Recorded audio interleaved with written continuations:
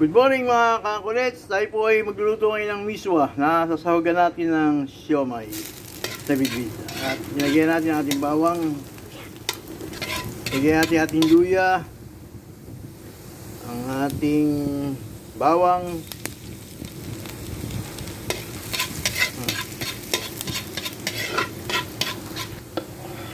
ang ating sibuyas,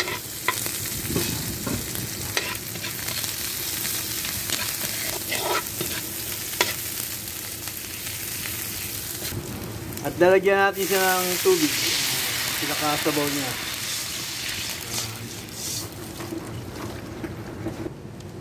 Lalagyan natin ng paminta, ng ating fish sauce. Kumukulo na po siya. Lalagyan natin ang ating siomay na bit-bit. Ilalagay na po natin ang ating miswa. Atin po siyang haluin. At pakukuluin. Kumukulo na po siya at lalagyan natin ang ating celery. Ito ang magbibigay ng aroma sa kanya. At ng lasa.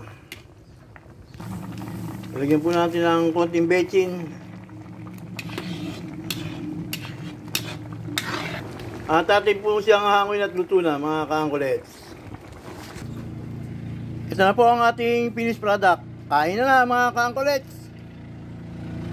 At atin na pong titirahin ito.